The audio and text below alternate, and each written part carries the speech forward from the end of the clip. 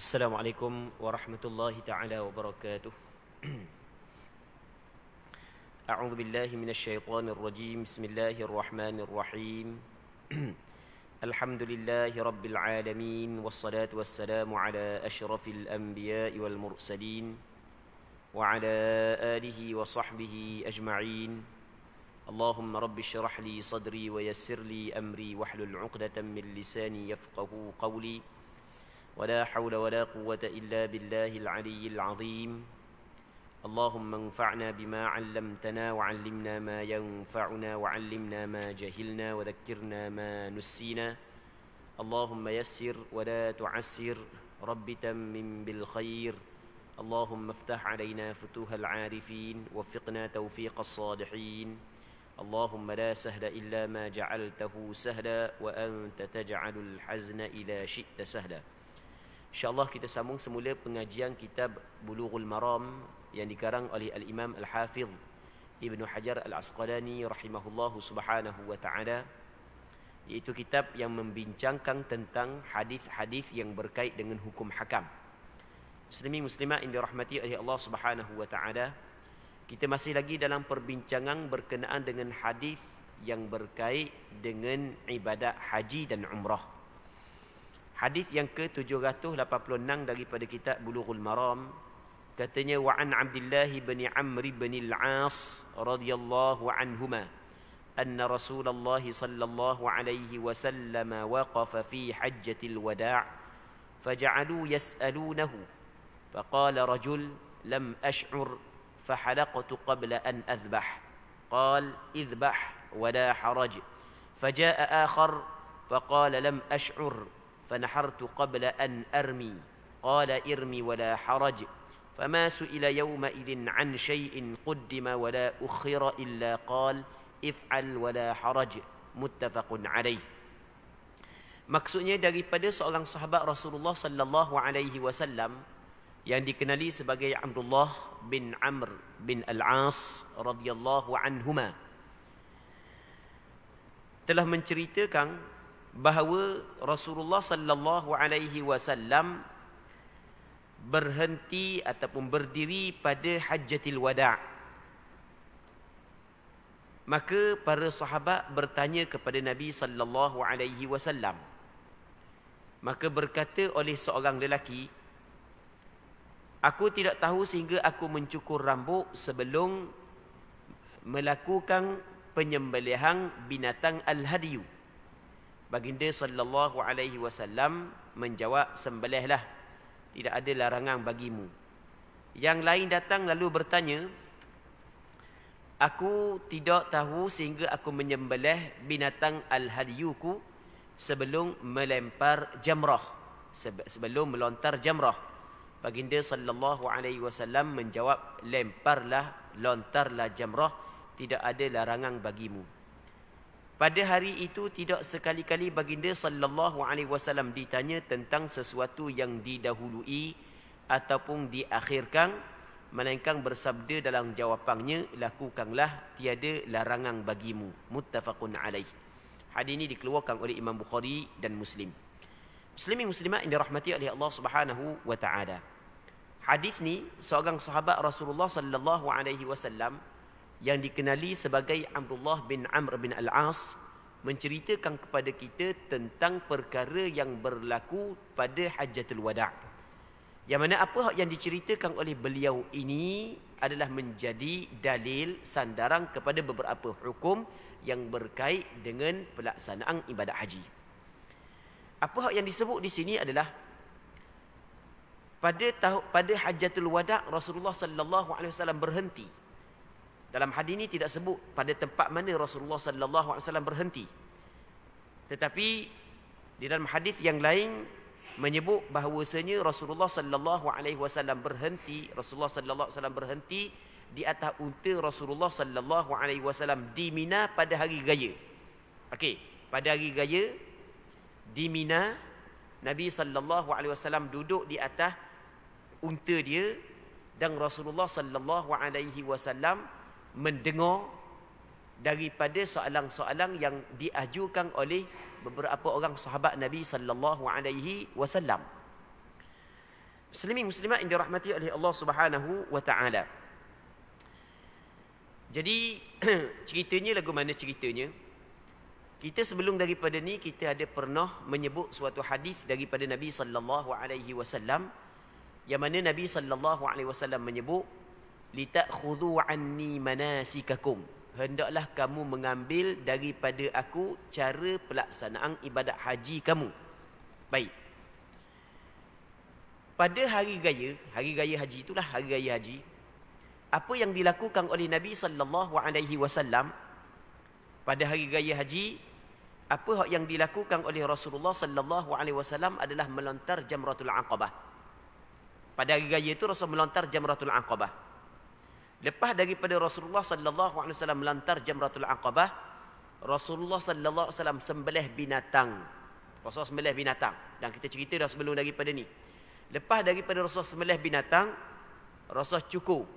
Lepas daripada Rasul cukur, barulah Rasulullah pergi ke Mekah untuk melakukan tawaf ifadah ataupun dipanggil juga tawaf rukun haji. Okey, tengok hak yang Rasulullah buat. Hak yang Rasulullah sallallahu alaihi wasallam buat dia, Rasul melontar dulu. Lepas tu Rasul sembelih, lepas tu Rasulullah sallallahu alaihi wasallam cukur, lepas tu barulah Rasulullah pergi melakukan tawaf. Okey, benda ni hak yang Rasul buat. Maka apabila sebahagian daripada sahabat dengar Rasulullah kata mungkin ambil cara pelaksanaan ibadat haji kamu daripada aku, dan ada sebahagian daripada sahabat Nabi sallallahu alaihi wasallam yang mana dia cukur sebelum daripada sembelih, sedangkan Rasulullah sembelih dulu baru cukur. Dan ada sebahagian daripada sahabat Nabi sallallahu alaihi wasallam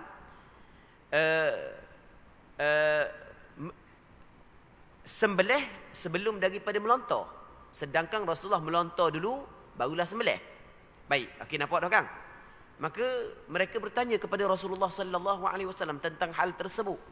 Adakah menjadi kesalahan bagi dia melakukan hal tersebut? Adakah menyebabkan perbuatan dia tidak diterima, tidak sah kerana dia melanggar tertib, buat selain daripada cara yang dibuat oleh Nabi sallallahu alaihi wasallam? Maka ketika para sahabat bertanyakan kepada Nabi sallallahu alaihi wasallam, Rasul kata lagu mana? Buat, tak ada masalah. Hak yang mudah buat lagi, buat lepas daripada tu tak ada masalah. Tidak berdosa pun, tidak menjadi masalah. Cuma dalam hadis ni menyebut dua perkara. Tapi kalau kita tengok kepada keseluruhan riwayat, sebenarnya ada 4 persoalan. Kalau kita tengok keseluruhan riwayat yang diriwayat oleh Imam Bukhari dan Muslim daripada Abdullah bin Amr bin Al-As, rupanya kita dapati ada 4 persoalan yang diajukan oleh sahabat kepada Nabi sallallahu alaihi wasallam. Ada soalan yang diajukan adalah tentang dia cukur sebelum daripada sembelih. Yang keduanya dia cukur sebelum daripada melontar.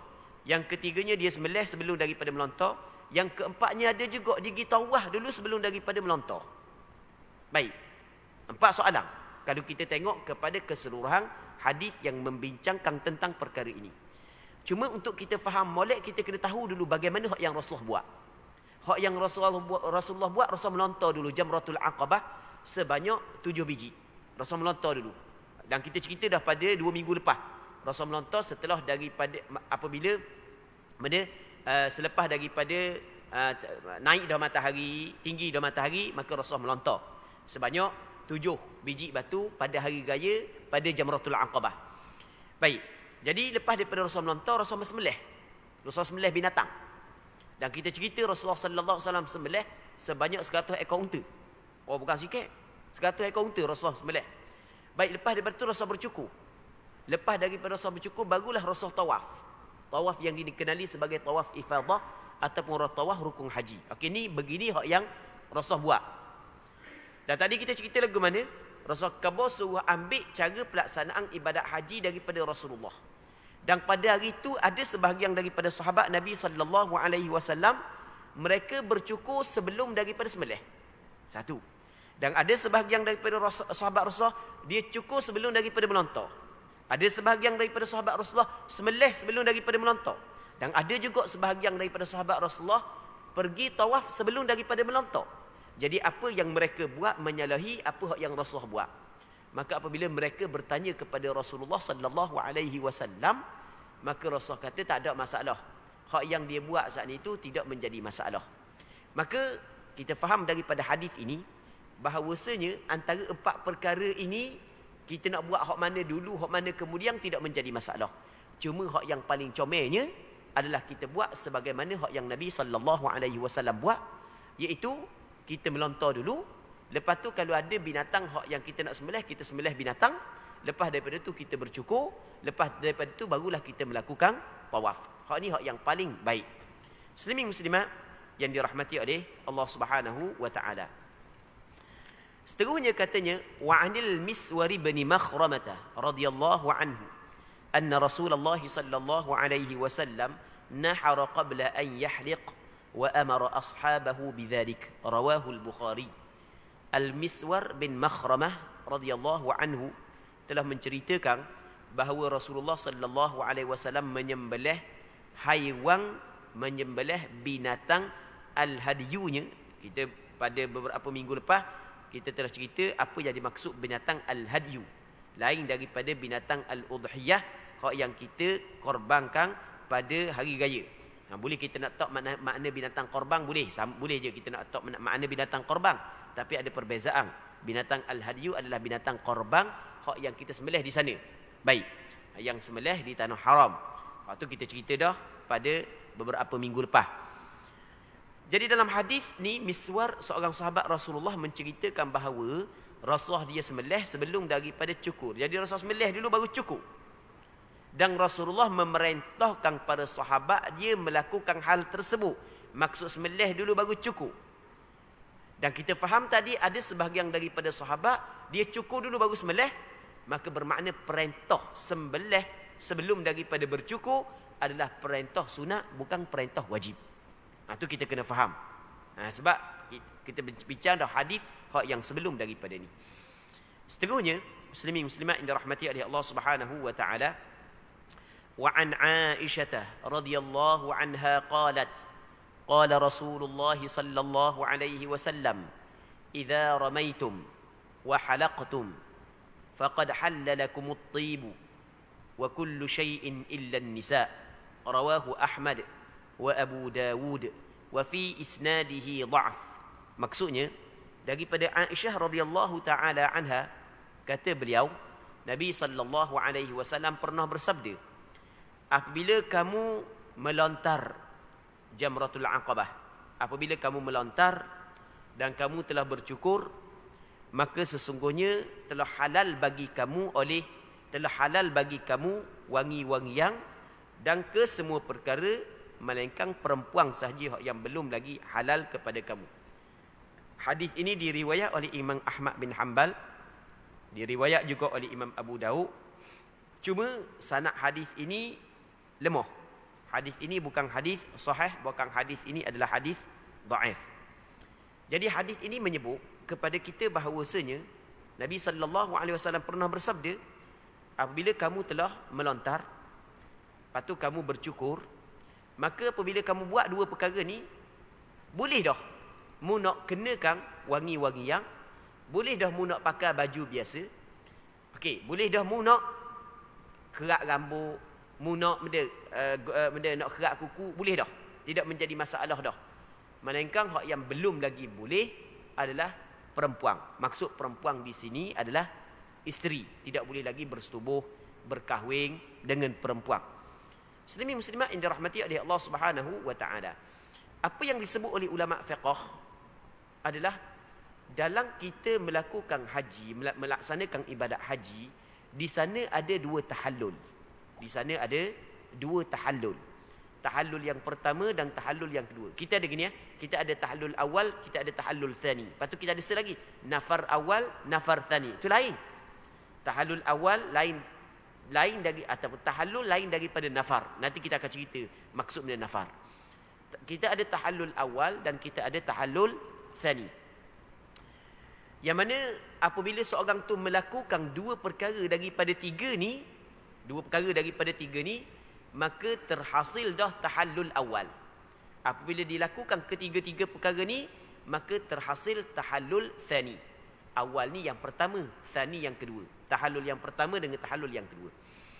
Perbezaan di antara tahallul awal dengan tahallul yang kedua adalah tahallul awal boleh dah pantang larang hak yang menjadi pantang larang kepada orang yang sedang berihram, boleh dah dia buat.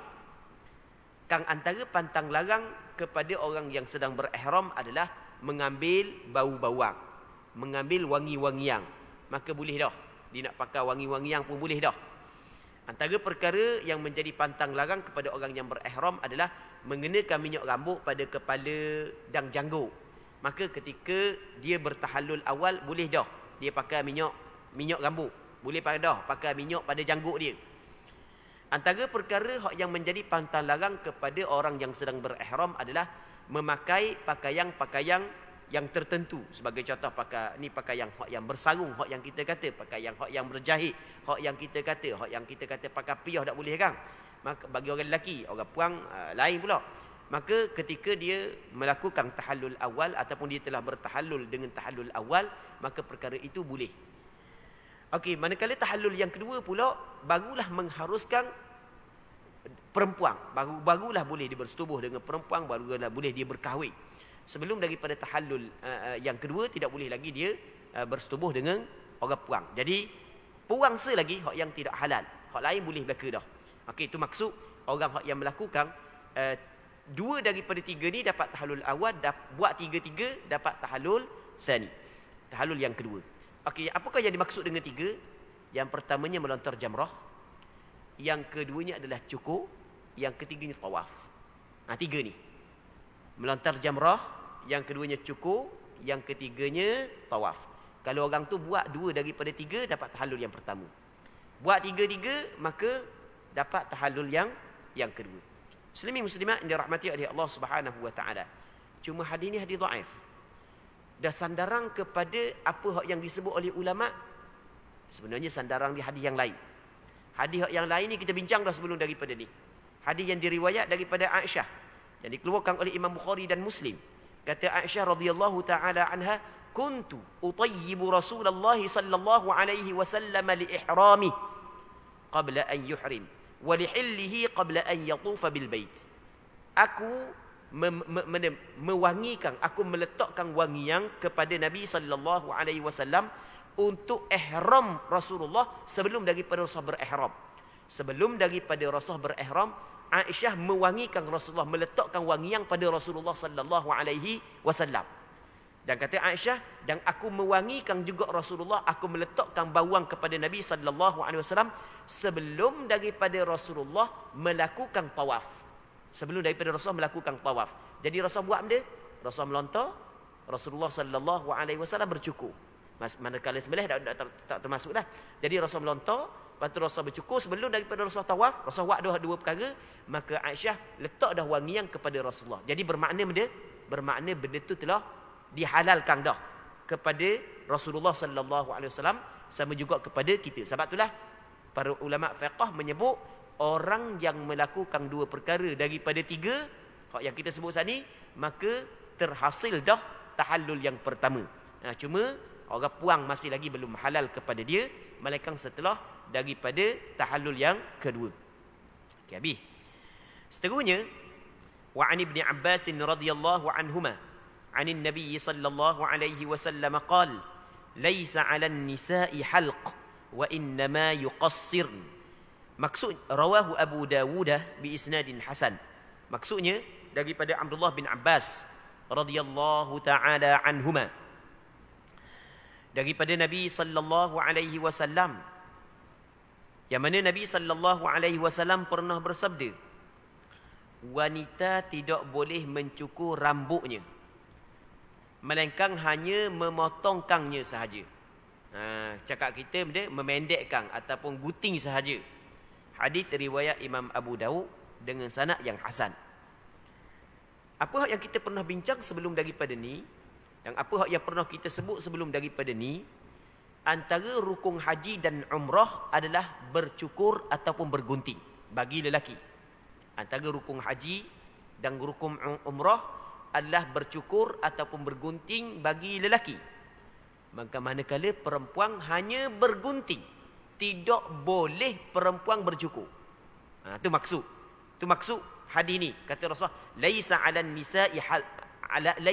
nisa'i halq tidak ada di atas perempuan bercukur. Tidak boleh orang perempuan cukur.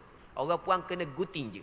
Okey, dia gunting sedikit daripada rambut dia untuk dia melaksanakan, untuk dia melakukan rukun haji ataupun rukun umrah. Orang perempuan tidak boleh dia cukur. Dan kalau dia nak cukur juga, apakah hukum? Ulama berbeza pandangan. Ada sebahagian daripada ulama mengatakan makruh yang bersangatan. Ada sebahagian daripada ulama mengatakan hukum dia adalah haram. Dan sebenarnya bab orang perempuan cukur ni bukan dalam bab haji sahaja, bukan dalam bab umrah sahaja hak yang kita cerita hukum dia saat ni tu. Bahkan hak yang tidak haji, tidak umrah pun tidak digalakkan perempuan bercukur. Dilarang perempuan bercukur. Jadi orang perempuan nak cukur boleh ke tak? Tak boleh. Dia dah kan kaki sepadang muka dah kan. Dia pergi Thailand, pergi tengok tok cha tu, hak tina tu duk cukur kepala. Balik nak tiru, nak cukur kepala boleh ke tak? Tak boleh. Kalau nak tiru tok cha tu bukan setakat hukum dia makruh atas pandangan sebahagian daripada ulama, bahkan hukum dia adalah haram kerana ada tasyabuh dengan orang kafir. Kata Nabi sallallahu alaihi wasallam, man tashabbaha biqaumin fahuwa minhum. Sesiapa yang menyerupai satu kaum, maka ia adalah daripada kelompok kaum tersebut. Baik. Jadi orang puang kalau nak cukur rambut boleh ke tak? Kena tengok. Kalau sekiranya ada hajat, ada keperluan, sebagai contoh rambut dia nak merawat rambut dia sebab rambut dia masalah, kulit pada dia masalah, jadi mesti kena cukur dulu ataupun dia nak bekang, maka ketika tu dibolehkan. Kalau contohnya nak bekang, hak tu dibolehkan. Sebab ada isteri Nabi sallallahu alaihi wasallam nama dia Maimunah pernah bercukur untuk berbekam. Baik, okey, kalau untuk ada tujuan hak tu tidak menjadi masalah. Saja-saja hukum dia kena tengok. Kalau nak tiru orang kafir, maka hukum dia adalah haram. Kalau tak mau tiru orang kafir, maka ada dua pandangan. Ada sebahagian daripada ulama mengatakan makruh yang bersangatan, ada pandangan yang kedua mengatakan hukum dia adalah haram. Baik. Muslimin muslimat yang dirahmati oleh Allah Subhanahu wa taala. Seterusnya, wa 'ani Ibni Umar radhiyallahu anhuma anna al-Abbas bin Abdul Muttalib radhiyallahu anhu استأذن رسول الله صلى الله عليه وسلم أن يبيت بمكة ليالي منى من أجل سقايته فأذن له متفق عليه. Daripada Abdullah bin Umar bin Al-Khattab radhiyallahu taala anhuma menceritakan kepada kita bahawasanya Al-Abbas bin Abdul Muttalib pernah meminta izin kepada Nabi sallallahu alaihi wasallam untuk bermalang di Mekah pada malang-malang Mina, dari kerana melaksanakan tugas siqayah yang dipegangnya. Maka baginda sallallahu alaihi wasallam memberi izin. Hadis ini muttafaqun alaih, dikeluarkan oleh Imam Bukhari dalam kitab sahihnya, juga dikeluarkan oleh Imam Muslim di dalam kitab sahihnya. Muslimin muslimat yang dirahmati oleh Allah Subhanahu wa taala. Dalam hadis ni Abdullah bin Umar menceritakan kepada kita tentang suatu perkara yang mana benda ni berkait dengan pelaksanaan ibadat haji, iaitu Abbas bin Abdul Muttalib, pak saudara Rasulullah. Abbas bin Abdul Muttalib, pak saudara Nabi sallallahu alaihi wasallam. Dia minta izin kepada Rasulullah untuk bermalang di Mekah pada malang-malang Mina. Malang-malang Mina ni maksudnya adalah malang yang malang 11, 12, 13 daripada bulan Zulhijjah. Kita antara wajib haji. Okey, antara wajib haji, bukan rukun haji. Dia rukun haji lain, wajib haji lain. Rukun haji lain, wajib haji lain. Kedua-dua mesti kita kena buat. Tak buat salah, tak buat dosa. Kalau tanpa ada sebarang keuzuran. Cuma rukun haji ni kalau tak buat, tak jadi haji dia. Berbeza dengan wajib haji, kalau tak buat masih lagi sah haji dia. Cuma dia kena bayar dam. Dalam hal-hal tertentulah adalah perbincangan dia. Antara wajib haji adalah bermalang di Mina. Malang yang ke-11, 12, 13 daripada bulan Zulhijjah, mesti kita kena berada di Mina. Jadi kita kena berada di Mina pada kebanyakan malang. Jadi kalau kita bagi dua malang, biar kita duduk di Mina tu lebih banyak berbanding duduk di tempat lain. Okey, itu di antara termasuk dalam wajib haji. Jadi Abdullah ataupun Abbas bin Abdul Muttalib, dia ni memegang tugasan siqayah. Siqayah makna benda siqayah. Siqayah ni adalah dia ambil air, cakap mudah kita, dia akut air, dia persiapkan air untuk diberikan kepada orang yang mengerjakan haji. Dia Muslimin muslimat yang dirahmati oleh Allah Subhanahu wa taala. Okey, kita cerita sikit tentang siqayah. Kita ada di sana ada siqayah, ada rifadah. Dia itu di antara tugasan-tugasan yang mulia yang dipegang oleh sebahagian daripada penduduk Mekah pada ketika itu. Abdul Manaf.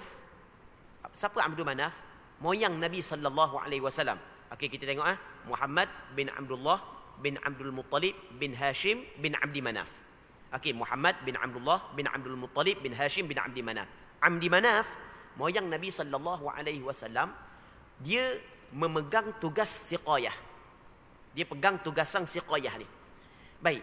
Jadi dia pergi akuk air. Jadi musim haji tu dia akuk air, dia pun tok dalam bekas-bekas air yang berada di sekeliling Kaabah.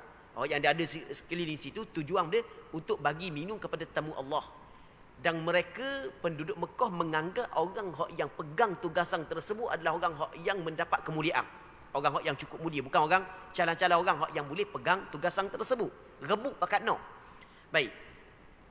Kerana nak memuliakan tetamu-tetamu Allah Subhanahu wa taala. Orang yang memuliakan tetamu Allah pasti adalah orang yang mulia. Selepas daripada kematian Abdul Manaf, maka tugasan tersebut dapat kepada Hashim, anak kepada Abdul Manaf. Baik, lepas daripada mati Hashim, boleh kepada anak Hashim, nama dia Abdul Muttalib, toki Nabi sallallahu alaihi wasallam. Selepas daripada Abdul Muttalib meninggal dunia, maka boleh kepada anak Abdul Muttalib, iaitu pak saudara Rasulullah yang nama dia Abbas bin Abdul Muttalib. Boleh dia kalau kira anak Abdul Muttalib, dia antara yang muda, tapi boleh ke dia. Jadi oleh kerana perlu kepada tengah malam tu nak kerja, nak pergi akuk air tengah malam, sebab esok orang pakat nak pergi ni, maka dia minta izin kepada Rasulullah untuk bermalang di Mekah, bukan bermalang di Mina. Maka Rasulullah sallallahu alaihi wasallam memberi izin kepada dia. Jadi apa yang kita faham daripada hadis ini adalah gugur kewajipan bermalang di Mina bagi orang yang memegang tugasan siqayah. Okey, ni yang disebut oleh ulama fiqh berpandukan kepada hadis ini. Jadi apabila Rasulullah memberi izin kepada pak saudara dia untuk melaksanakan tugasan siqayah kupu air untuk diberi minum kepada orang yang akan datang esok, maka kata ulama, antara orang yang gugur daripada melaksanakan wajib haji iaitu bermalang di Mina adalah orang yang memegang tugasan siqayah ini. Orang yang pegang tugasan siqayah ini. Tak kiralah sama ada dia saat itu daripada keluarga Abbas ataupun bukan daripada keluarga Abbas. Kalau zaman kita, katakanlah pekerja saat itu diberi tugasan untuk memenuhkan air dalam tong-tong yang tertentu untuk kemudahan kepada orang yang akan datang untuk tawaf esok sebagai contoh. Maka golongan ini gugur untuk bermalam di Mina. Okey, boleh faham kan? Muslimin muslimat yang dirahmati oleh Allah Subhanahu wa taala. Seterusnya, wa an Asim bin Adi radhiyallahu anhu anna Rasulullah sallallahu alaihi wasallam arkhasa li ru'atil ibil fil baytutati ammina yarmuna yawman nahr thumma yarmuna al-ghad thumma yarmuna al-ghad li yawmayn thumma yarmuna yawman nafr. Rawahu al-khamsah wa sahhahu at-Tirmidzi wa Ibn Hibban. Maksudnya daripada Asim bin Adi radhiyallahu anhu bahawa Rasulullah sallallahu alaihi wasallam memberikan keringanan, Rasulullah memberi izin kepada para pengembala unta untuk menginap di luar Mina. Mereka melempar jamrahnya pada hari raya Korban, lalu keesokan harinya dan lusanya untuk 2 hari, kemudian melempar lagi di hari Nafar. Hadis riwayat 5 orang ulama hadis dan dinilai sahih oleh Imam Tirmidzi dan Imam Ibn Hibban. Muslimin muslimat yang dirahmati oleh Allah Subhanahu wa taala. Dalam hadis ni ada seorang sahabat Rasulullah sallallahu alaihi wasallam yang dikenali sebagai Asim bin Adi menceritakan kepada kita bahawasanya ada lagi golongan yang Rasulullah bagi kelonggaran kepada dia untuk tidak bermalam di Mina.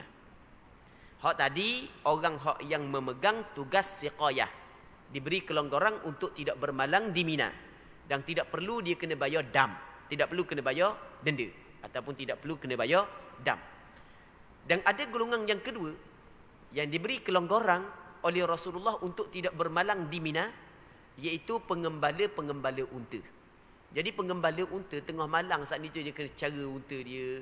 Jadi unta dia tidak bertebarang di merata tempat tengah malang. Maka dia perlu kepada kita tengok unta dia setelah daripada siang hari, dia saat itu lepas unta dia, membawa unta dia pergi pada tempat makan makanan ataupun tempat yang ada tumbuh-tumbuhan, rupuk dan seumpamanya untuk dimakan oleh unta tersebut. Jadi pada malam hari dia kena kumpul unta dia. Maka Rasulullah bagi kelonggaran kepada pengembala unta tersebut untuk tidak bermalam di Mina, tanpa perlu kena bayar dam. Cuma apa yang perlu dilakukan oleh pengembala unta tersebut adalah mesti dia kena melontar pada hari raya, pada Jamratul Aqabah. Mesti dia kena melontar. Hari raya dia kena melontar. Begitu juga hari yang ke-11 dia kena melontar. Hari yang ke-12 dia kena melontar. Hari yang ke-13 daripada bulan Zulhijjah dia kena melontar. Cuma malang je, tidak perlu dia bermalam di Mina. Baik. Adakah kelonggaran ini hanya untuk dua orang ini saja ataupun dua golongan ini saja, ataupun juga untuk golongan-golongan yang lain yang mempunyai urusan seperti dua golongan ini? Di sini ada perbincangan di kalangan ulama fiqh. Ada sebahagian daripada ulama fiqh menyebut bahawasanya kelonggaran untuk tidak bermalang di Mina bukan hanya untuk dua golongan ini sahaja. Bahkan ada lagi golongan-golongan yang lain yang diberi kelonggaran. Sebagai contoh, orang tu sakit. Perlu kepada rawatan. Tidak boleh dia nak bermalang di Mina, mesti dia bermalang di hospital sebagai contoh. Maka diberi kelonggaran kepada dia untuk tidak bermalang di Mina. Muslimin muslimat yang dirahmati oleh Allah Subhanahu wa taala. Seterusnya katanya, wa an Abi Bakrah radhiyallahu anhu qala khatabana Rasulullah sallallahu alaihi wasallam yawman nahr. Al-hadith muttafaqun alaih. Abi Bakrah radhiyallahu taala anhu telah menceritakan hadis berikut bahawa Rasulullah sallallahu alaihi wasallam berkhutbah kepada kami pada hari raya Qurban, dan seterusnya hingga akhir hadis. Hingga akhir hadis ni maksudnya hadis panjang lagi. Cuma nak cerita antara perkara yang disunatkan dilakukan pada hari raya adalah khutbah, yang mana Rasulullah sallallahu alaihi wasallam berkhutbah kepada para sahabat pada hari raya tu. Baik.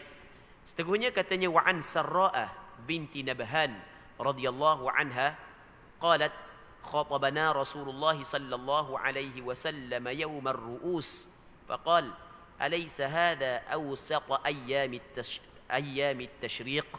Al-hadith rawahu Abu Dawud bi isnadin hasan.